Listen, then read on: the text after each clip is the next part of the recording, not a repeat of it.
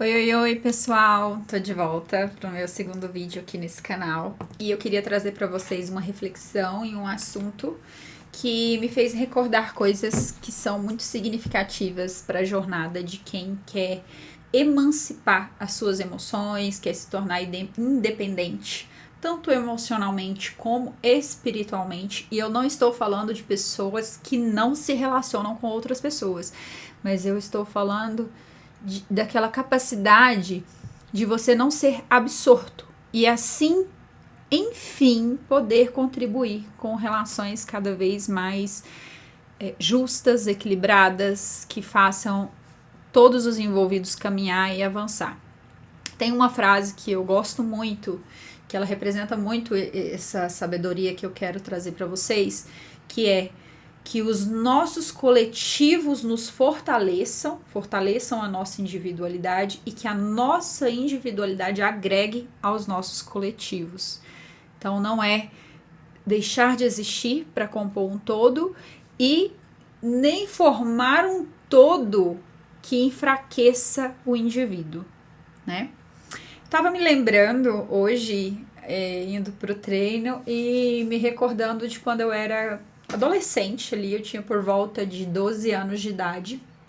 E eu tinha uma prima que era muito custosa. Ela era mais nova que eu, uns 6 anos.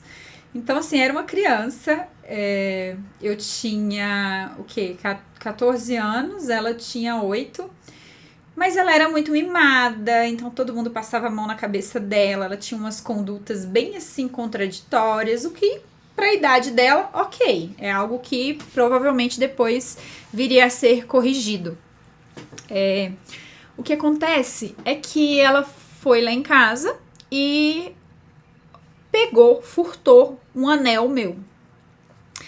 E aí, a partir disso, nós criamos uma dinâmica muito envolvente e perigosa, que eu quero alertar vocês para como a gente acaba se colocando nesse tipo de situação ainda na vida adulta. Ela pegou o meu anel e eu dei falta desse anel, sim, mas não fazia ideia de onde estava, também não procurei.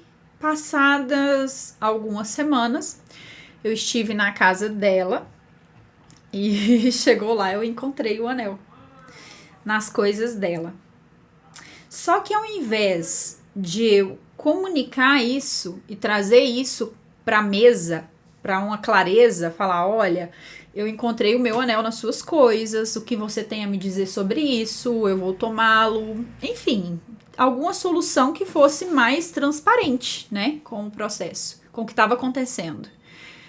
Eu omiti aquilo e peguei de volta o anel. Fingi que não tinha acontecido nada, mas peguei de volta o anel.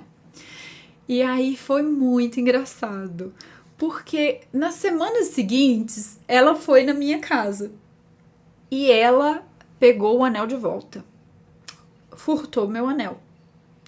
Quando eu cheguei depois, né, eu percebi que tinha sumido o anel de novo, mas ninguém usava, tá? Uma perto da outra. Eu encontrei o anel nas coisas dela e aí, naquele momento, eu me lembro da sensação de cara, peraí, esse anel é meu ou é dela? Eu me lembro de por mais que a verdade fosse algo cru, né? Fácil, detectável, o anel era meu. Eu havia comprado. Mas a insistência dela de pegar o anel novamente estava mostrando para mim que ela estava ocupando um lugar que não era dela, mas com um senso de justiça como se fosse. E como se eu estivesse naquele momento, a partir daquele silêncio, ocupando um lugar de estar furtando ela, eu furtando ela. E aí, trazendo isso, né, essa memória não veio à toa, trazendo isso para minha realidade hoje, nos meus atendimentos, nas pessoas com quem eu converso, que participam de dinâmicas muito tóxicas, que estão se libertando nesse sentido de emancipar suas emoções e de se portar com clareza. Eu percebo que a clareza, ela é uma arma e a gente não se dá conta de como ela é uma arma negada por nós e que amedronta pessoas que querem usufruir daquilo que não são dela, que não é delas. Eu sempre tive essa capacidade de olhar no olho e falar as coisas. Nessa situação, eu não quis, não me recordo também porque era muito nova, mas talvez até seja para ter essa lição aqui para passar para vocês. Eu sempre tive essa capacidade de olhar no olho e falar assim, cara, mas não faz sentido isso que você tá falando, não faz sentido isso que você tá fazendo.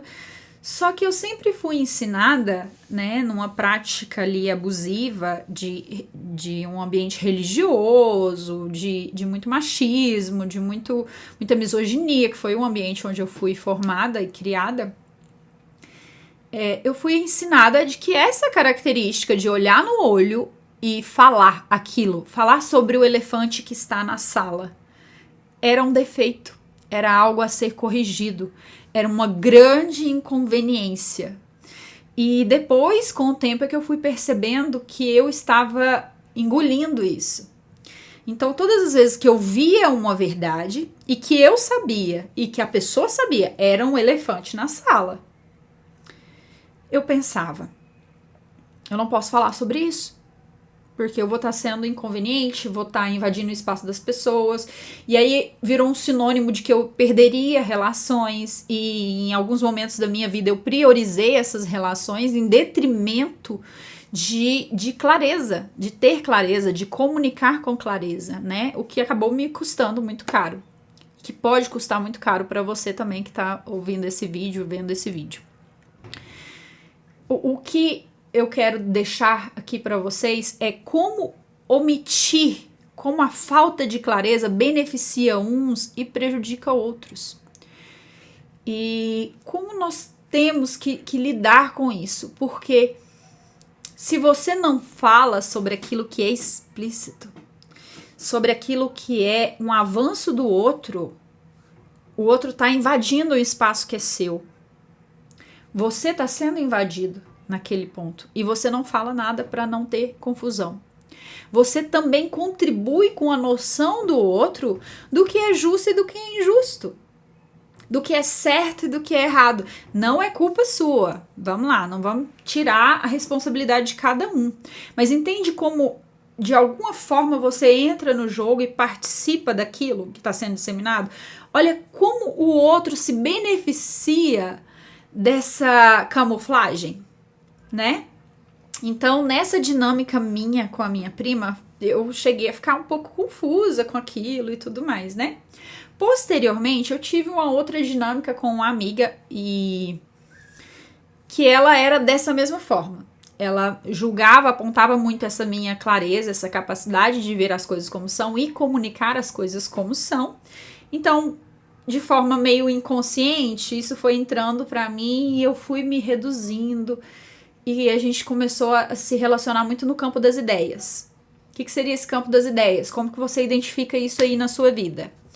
Você está conversando com a pessoa, mas você não está conversando exatamente com a pessoa. Você está conversando com ela e tem 12 abas abertas atrás. Do que ela pensa sobre você, do que você pensa que ela pensa sobre você, do que vocês duas sabem que está acontecendo, mas as duas, por motivos pessoais, não querem falar. E muitas vezes você fica ali naquele emaranhado e a pessoa se beneficia, óbvio. Então, o que acontecia com essa amizade? Que eu tinha essas abas abertas enquanto nós conversávamos. Então, nessas abas, existiam muitas informações que eram plantadas na minha mente. Então, ela tinha algumas atitudes de inveja. As atitudes eram de inveja. A pessoa... se eu queria esse papel era meu.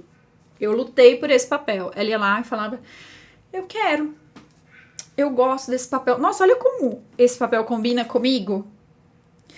E aí, quando eu ia usar o papel que agora era meu e dela, quando eu ia usar esse papel, eu já não me sentia dona do papel. Parecia que eu estava pegando uma coisa que era dela. E isso foi crescendo e amplificando até que eu fui me reduzindo e silenciando. Eu e ela sabíamos. Mas deixar que as coisas ficassem no campo mental, nesse nível de silenciamento, nesse nível deixou um espaço muito amplo para ela agir e, inclusive, se sentir dona proprietária e injustiçada caso eu falasse. Por isso que muitas vezes é comum você emprestar um dinheiro para uma pessoa e quando aquela pessoa precisa te pagar, quando você precisa daquele dinheiro, de repente, você vira o vilão daquela história.